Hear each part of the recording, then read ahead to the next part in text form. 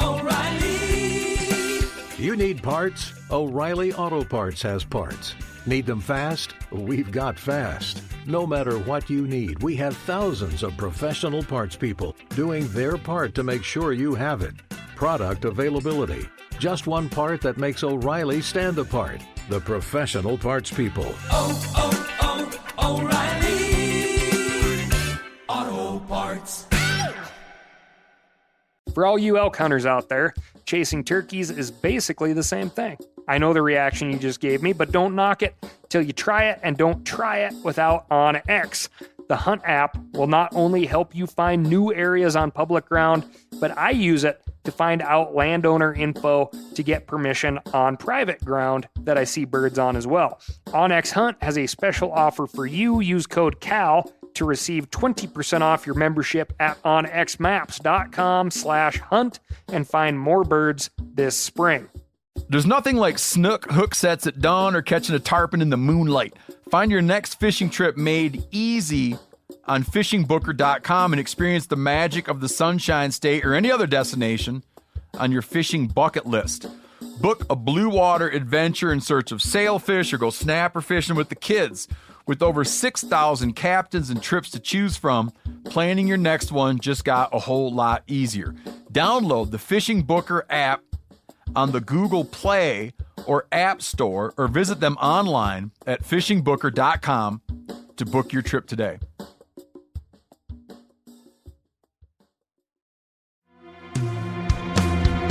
From MeatEater's World News Headquarters in Bozeman, Montana, this is Cal's Weekend Review presented by Steel. Steel products are available only at authorized dealers. For more, go to steeldealers.com. Now, here's your host, Ryan Cal Callahan. 95% of all laboratory animals are rodents. Over 100 million lab mice and rats are killed every year for science. According to the Smithsonian Institute, studies with rodents address everything from neurology and psychology to drugs and disease. Researchers have implanted electronics into mice brains to control their movements, repeatedly tested the addictive properties of cocaine, administered electric shocks, implanted human brains in mice skulls, and sent mice and rats scurrying through endless labyrinths of tests. NASA even keeps lab mice aboard the International Space Station for experiments in microgravity.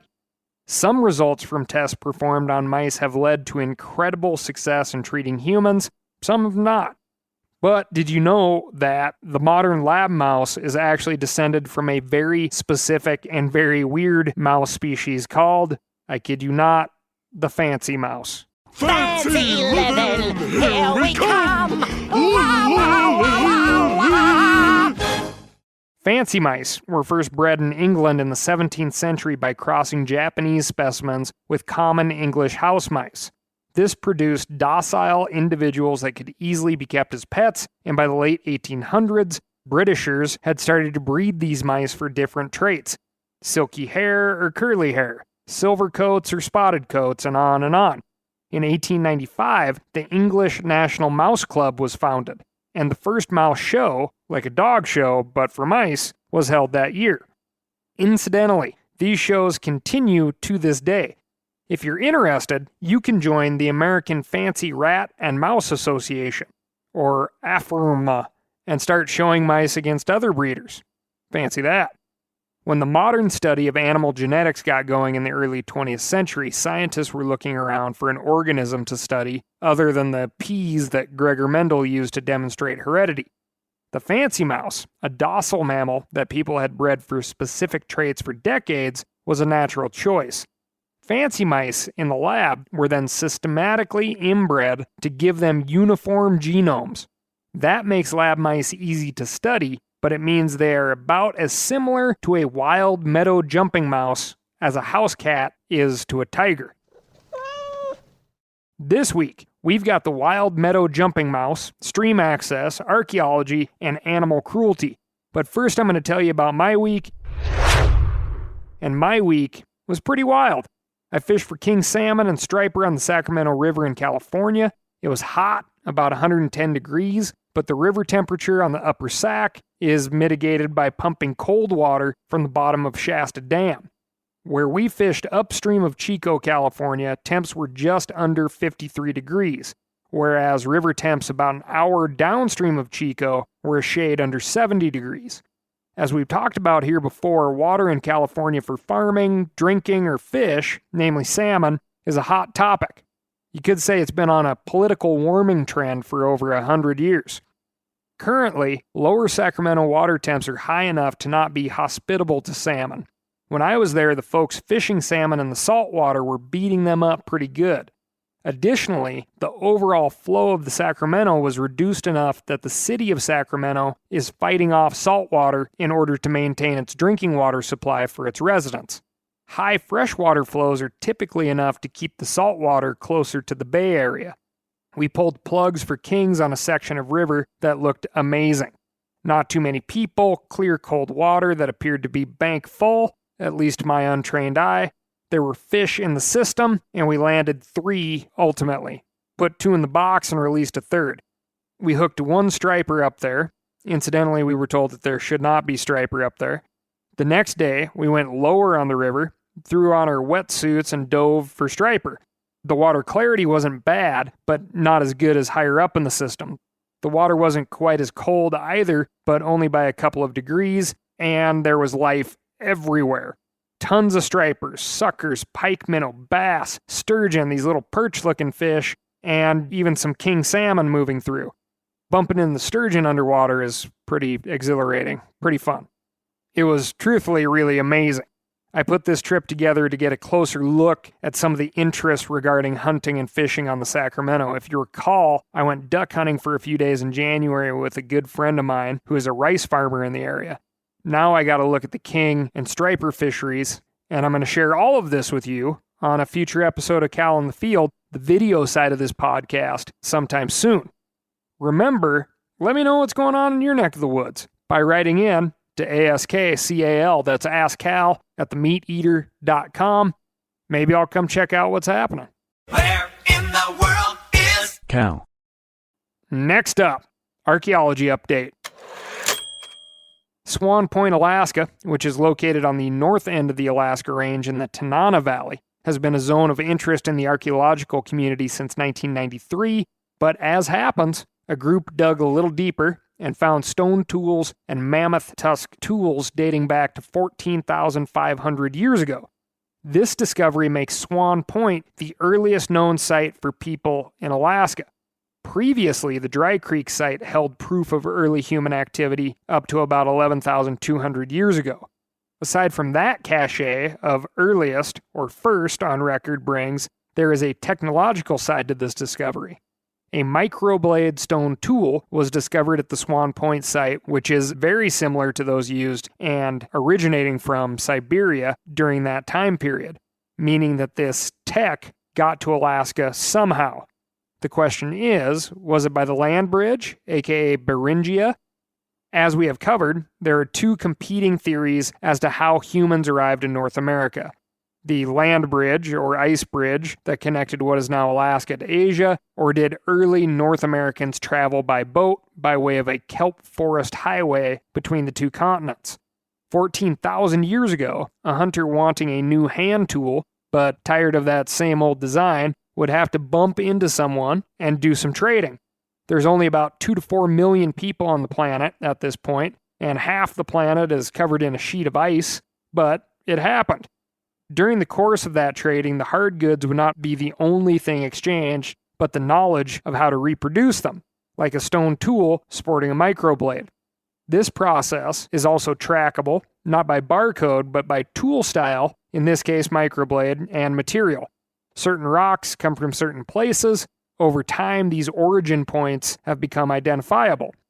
So far, microblade tools have not been discovered further south in North America, which has led some to believe that this tech was carried by people who walked on the land bridge from Siberia, which is a simple way of putting it. Keep in mind the actual migration probably played out over multiple generations of humans, which were likely following food. It wasn't a scene like somebody woke up one day in Siberia and said, you know what? This landmass that points east, let's all walk across it, see where it goes. No. No, I don't think I will. Moving on to the crazy ballot initiative desk. And I do mean crazy. Generally speaking, animal rights activists in the United States have been forced to work around the edges. Ban trapping here, ban bear baiting there, call it a day. But not in Oregon. Animal rights groups are currently gathering signatures for a ballot initiative that would immediately ban all hunting, fishing, and trapping from Portland to Medford and everywhere in between. Remember when people were content to be unambitious, they'd sleep till 11, and just hang out with their friends? Maybe had no occupations whatsoever, maybe working a couple hours a week at a coffee shop. Right? I thought that died out a long time ago. Not in Portland. Portland is a city where young people go to retire. Oregon Initiative Petition 13, what I'll call IP 13 from here on out, would remove virtually all legal protections for Oregonians who intentionally, knowingly, or recklessly cause physical injury or death to an animal. You can imagine that doesn't work with hunting. Under current law, people who hunt, raise livestock, manage wild game, or engage in a variety of lawful activities are protected, within reason, from Oregon's animal abuse provisions. Under IP 13, those protections go away. If you intentionally harm or kill an animal, you'll be in trouble, no matter what you're doing. And since accidentally hunting and accidentally killing animals and accidentally eating them isn't really a thing, outdoors people will be first on the list of offenders if IP 13 secures the necessary 112,000 signatures and is somehow voted in. The only exceptions to this new ban would be those who kill or injure an animal in self-defense, and those who engage in, quote, good veterinary practices. So, unless the black-tailed deer you're stalking is about to bite your head off, or you're hoping to give him his yearly flea and tick medication, you won't be able to touch that deer under IP 13. If you thought this couldn't get any weirder, well, you'd be wrong. IP 13 would also expose domestic livestock and horse breeders to animal sexual assault charges. Anyone caught touching the sex organs of an animal for the purpose of animal breeding would be subject to a Class C felony under the proposed initiative. That's ridiculous. I wish I was kidding. You can read it for yourself at yesonip13.org. The ballot initiative is being promoted by an animal rights group called, creatively enough, End Animal Cruelty. They acknowledge on their website that their proposal would significantly impact a wide array of industries, and they have a simple response. I don't care! Okay, they don't exactly use those words, but that's what they say. To those concerned that IP 13 would ban hunting and fishing, they point out that, quote, the practice of seeking, pursuing, and in some cases even capturing an animal would still be legally protected. Which is odd because in every other state currently that's called harassment of wildlife. To those who worry that banning hunting and fishing would keep people from harvesting their own food, they say that Oregon has ample food, along with the resources needed to distribute that food to every citizen. To those who point out that IP 13 would remove recreational opportunities from nearly 1 million hunters and anglers in Oregon, they say that the state has countless activities we can engage in for recreation that do not involve taking the life of an animal.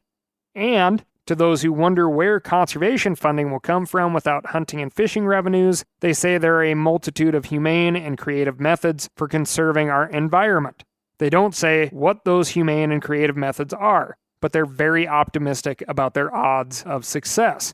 The conservation funding question is one of the primary criticisms of this initiative. The Congressional Sportsman Foundation points out that without the revenue from hunting and fishing license sales, the budget of the Oregon Department of Fish and Wildlife would be cut nearly in half. IP 13 would remove over $50 million annually from the state agency most responsible for conserving Oregon's plants and animals. Now, you might be thinking to yourself, there's no way this passes. I can see where you're coming from because it's asinine, but you should consider a few things before you write off IP 13 as a lost cause. I spoke with Keely Hopkins, the Pacific State's assistant manager for the Congressional Sportsman's Foundation. She told me that this initiative has a shot at getting on the ballot simply because the bar is so low. End Animal Cruelty only needs 112,000 signatures before July of next year. If they focus on downtown Portland or Salem or Eugene, Hopkins thinks they can reach that threshold. And listen, as a blanket statement, who doesn't want to end animal cruelty? Animal rights groups in Oregon also have a long history of advancing their agenda via ballot proposals. A measure to ban snare and leg hold traps made it on the ballot in 1980, a measure to ban body gripping traps in 2000. In 1994, Oregonians voted to ban baited bear hunting and cougar hunting with dogs after Measure 18 made it on the ballot. Of the 1.2 million votes cast, the ban was voted through by only 43,000 votes. No one knows what will happen if IP13 makes it onto the ballot, but let's not sit around to find out. Ballot measures can be successful with some slick marketing and conveniently misrepresented information, so it's important that hunters and anglers nip this one in the bud. The most important thing you can do is make sure your friends and family know why they shouldn't sign their name to IP13. Proponents of the initiative will try to downplay its effect on hunters and anglers, the livestock and equine communities, and conservation efforts. It's up to us to make sure the general public knows the true nature of IP13 and decides accordingly. There are also organizations that could use your help spreading the word. The Oregon chapter of Backcountry Hunters and Anglers, Oregon Hunters Association, and the Congressional Sportsmen's Foundation are all working in Oregon to help stop IP13. If you have a few bucks, throw it in the hat. I'm sure they'd appreciate the support. Whether or not you have anything to contribute, you can still post about IP13 on social media, send an email to your hunting buddies, and get on the phone with your old man. Everyone needs to know why IP13 shouldn't make it on the ballot. Now is the time to get involved. It will be up to you to define what animal cruelty is. Don't leave it as a blanket statement. O'Reilly Auto Parts are in the business of keeping your car on the road. O'Reilly Auto Parts offer friendly, helpful service and the parts knowledge you need for all your maintenance and repairs. I don't know if you stopped in at an O'Reilly lately, but I use one because we have one right not too far from my house. People there are super helpful. I don't care if I'm getting boat batteries, car parts, whatever. Love those guys. They got thousands of parts and accessories in stock, either in-store or online, so you don't have to worry if you're in a jam. The team at O'Reilly Auto Parts can test your battery for free, in or out of your car. If it needs to be replaced, they'll help you find just the right battery for your vehicle. If you need your windshield wipers replaced, a brake light fixed, quick service, they'll help you find the right part or point you to the nearest local repair shop for help. Whether you are a car aficionado or an auto novice, you will find the employees at O'Reilly Auto Parts to be knowledgeable, helpful, and best of all, friendly. The professional parts people at O'Reilly Auto Parts are your one-stop shop for all things do-it-yourself auto. You can find what you need in-store or online. Stop by O'Reilly Auto Parts today or visit us at O'ReillyAuto.com/meateater. That's O'ReillyAuto.com/meateater. For all you elk hunters out there, chasing turkeys is basically the same thing.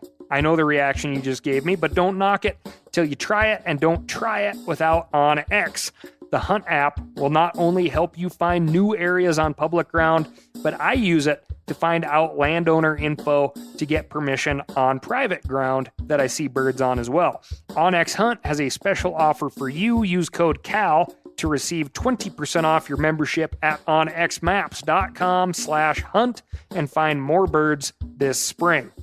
Now, a lot of you guys are familiar with the old hunting tradition of eating, some organ, the heart or a chunk of liver off the first animal you kill. I had that when I was a little kid, and it was a big deal.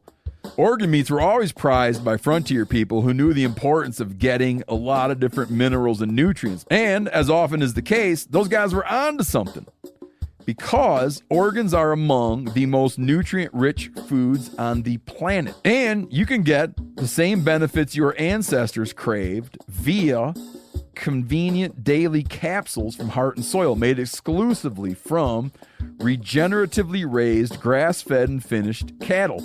Heart and Soil's unique freeze-drying process means all those important nutrients are trapped in, ensuring you experience every one of the benefits of nature's superfood in a clean, convenient, taste-free capsule. Find out more at heartandsoil.co And make sure to use code MeatEater for 10% off your purchase. That's heartandsoil.co. Use the code MeatEater. Moving on. The New Mexico Game Commission recently denied the application of 5 landowners seeking to designate streams running through their property as quote-unquote non-navigable. According to a 2015 state law, the so-called non-navigable streams are closed to the public, and so this denial is a win for access, at least until the lawsuits start flying again. This issue will be familiar to longtime listeners, but a quick refresher on the timeline here. In 1912, the New Mexico State Constitution was ratified with the language, and I quote, "The unappropriated water of every natural stream, perennial or torrential, is hereby declared to belong to the public and to be subject to the appropriation for beneficial use." In 1945, the state Supreme Court defined beneficial use to include fishing, wading, and boating, as they should. So far, things seem pretty clear, right? But then, in 2015, the New Mexico legislature passed a law stating, and again I quote, "No person engaged in any recreational use shall walk or wade onto private property through non-navigable public water unless the private property owner has expressly consented in writing." Under this law, 5 landowners were able to designate streams through their property non-navigable, which allowed them to post no trespassing signs, put up fences through the waterways, some purportedly with razor wire, and press criminal trespass charges on people who access those waters. You might be thinking, I can understand the landowner's beef here. I wouldn't want all kinds of people walking over my private property just because an arroyo that's dry 11 months a year happens to run through it. Thing is, the 2015 law gave no definition of navigability, and so did nothing to clarify the already complicated water politics in the state that has the least surface water of any in the nation. Further, the streams that have been deemed non-navigable up till now flow all year round and are 100% navigable by raft or canoe. The reason many of these landowners applied to close the streams in the first place was to have the fishing waters there to themselves, and no evidence of navigability was ever presented at those hearings. The previous Game Commission simply approved the applications outright. When those earlier rulings went into effect, we were worried about access for New Mexicans, of course, but also about the precedent this would set in other states. There are landowners all over the country who do not like having people they don't know on what they think of as their turf. So, it's great news that the Game Commission rejected these most recent applicants, but the forces attempting to privatize public water are not done yet. The case is likely to reach the New Mexico Supreme Court before too long. It seems clear that the non-navigable law is unconstitutional, but private property groups have a lot of money, and so it is entirely possible that the law won't be overturned or that they will appeal the case to the U.S. Supreme Court. If the bogus law stands, we will then have to start the long work of electing state legislators in New Mexico who will repeal it. On the heels of this development in New Mexico, a district court judge in Utah just handed down a head-scratcher of a ruling on that state's stream access. Unlike New Mexico, Utah has no guarantee of stream access in its constitution, but state ownership of waterways, customary use of stream beds by the public dating back to before Utah statehood, and even 2008 Supreme Court decision upholding stream access seemed to lock in those rights. But in 2010, a law passed in the Utah legislature barring people from touching the stream bed under a public waterway on private property. Public access groups opposing that law argued in court that pre-existing state trespass laws don't prevent people from touching the ground underneath the water. So, wading and other uses were legal. This recent ruling creates a kind of no man's land by agreeing that it's not trespassing to touch the stream bed, but, quote, "The absence of civil or criminal liability for this public use does not mean that the use also gave rise to a public easement." Translation: they can't put you in jail for wading up the stream, but you don't have a right to be there either. I'm sure that will clear everything right up and lead to no further disputes. What do you think? These laws restricting access in New Mexico and Utah are just further examples of why we need to be involved in government, no matter the administration. When the next law limiting stream access comes up in the next state, we need to be there to defeat it, rather than going through the rigmarole of having it struck down in court or repealed. Every state writes its own laws as to what constitutes stream access and trespass. Here in Montana, we are in a very low water year, and we have a lot of folks out on the ever-expanding gravel bars of Montana rivers. But did you know that Montana's stream access law provides only for water-based recreation? The law is often summed up as below the high water mark, which is technically true, but technically that high water mark access is there for fishing, boating, swimming, and water-oriented activities. So if you're like me and like to pull up to a fishing access site purely to walk, that is not technically provided for. But that withstanding, we still have a heck of a lot better access than the poor state of Utah right now. Moving on. The U.S. Forest Service is being sued for not protecting the habitat of the endangered meadow jumping mouse from the cattle grazing in New Mexico's Sacramento Mountains. The suit by the Maricopa Audubon Society and the Center for Biological Diversity claims that, despite the $8.4 million that the Forest Service spent on fencing along the Agua Chiquita Creek and elsewhere, cattle were still able to eat and trample the high grasses that form the habitat of the meadow jumping mouse. The parties filing the suit clearly want the Forest Service to revoke grazing permits in the area, and that issue is only liable to get more contentious as the record-breaking drought continues to punish the West. Here in Montana, for example, conservationists and ranchers are squaring off after the state recently opened additional wildlife management areas to emergency livestock haying and grazing. The conservationists point to the definition of a wildlife management area as a place where wildlife and wildlife habitat conservation is the priority. Ranchers might respond, our land feeds wildlife all year, why shouldn't we get some help in tough times? This battle is going to rage on as droughts kind of look like they're becoming a problem. But back to the meadow jumping mouse.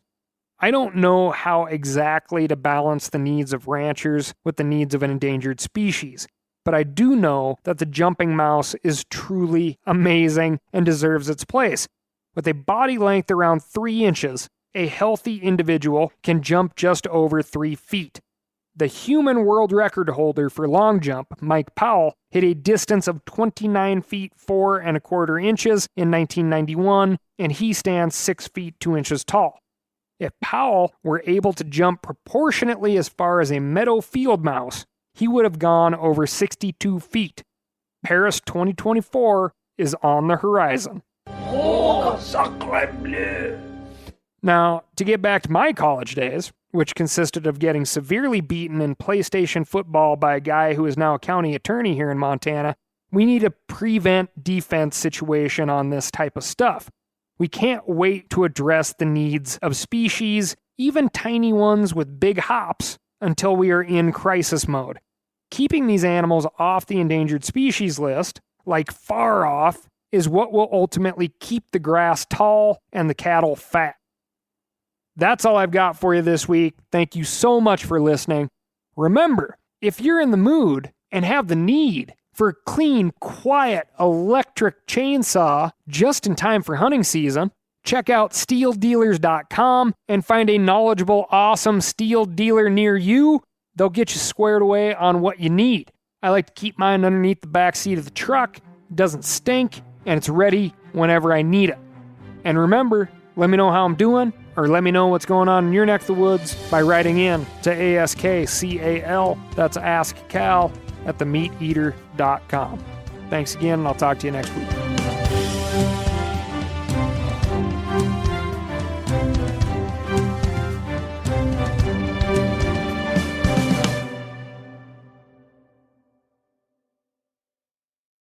I'm sure a lot of you guys remember the old ceremonial hunting tradition of eating the heart out of the first animal you kill. Meat from those organs are among the most nutrient-rich foods on the planet. You can get those same benefits your ancestors craved via convenient daily capsules from Heart and Soil. Find out more at heartandsoil.co. And remember, use code MeatEater for 10% off your purchase.